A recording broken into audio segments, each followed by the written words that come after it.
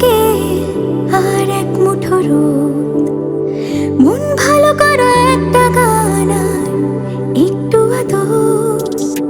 তোমার জন্য নীলখামে প্রেম প্রেম কবিতা, দমকা হাওয়ায় হাতে হাত আর একা পথ চলা।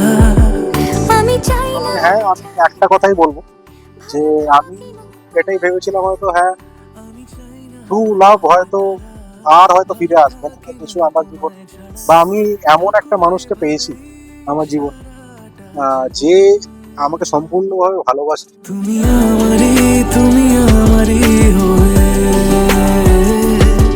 থাকো এভাবে, তুমি আমারই হয়ে। আমি তোমারই হয়ে আছি এভাবে, আমি তোমারই হয়ে। হ্যাঁ, অনেক কিছু পেরোনোর পর একজনকে পেয়েছি, হ্যাঁ, যে সম্পূর্ণটা দিয়ে ভালোবাসে। তো 2023-এ প্রথম আমাদের আলাপ হয়, তো তখন থেকে লং ডিস্টেন্সেই আছি। টানা মানে তেমন কিছুই বলার নেই। হ্যাঁ, তবে বছরে খুব একটা দেখা তো হতো না ওর সাথে। আমি দিনও গুনেছি আমি যে 56 ডেজ দেখা করেছে এই 2.5 বছরে। এই কটা দিনই আমার ওর সাথে দেখা হয়েছে। প্রথম দেখাতে আলতো ছোঁয়াতে কি কথা বলে গেলে, তোমার হাসিতে দু চোখের চাহনিতে মন আমার কেড়ে নিলে। জানি আমি খুব অভিমানী, তবু থেকো পাশাপাশি। কথা দিলাম ছেড়ে যাব না, তুমি রবে আমারই।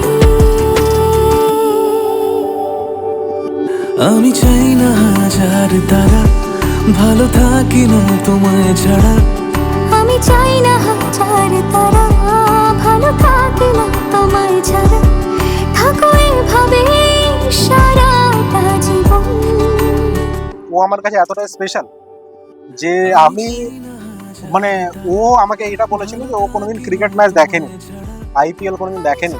তো ওর জন্য আমি অফিসে 4 দিনের ছুটি নিয়ে শুধুমাত্র আইপিএল ম্যাচ দেখার জন্য, ইনফ্যাক্ট আমি অফিসেও বলেছিলাম যে হ্যাঁ আমি আইপিএল ম্যাচ দেখতেই যাচ্ছি, যে হ্যাঁ আমি আমার গার্লফ্রেন্ডকে আইপিএল ম্যাচ দেখাতে চাই।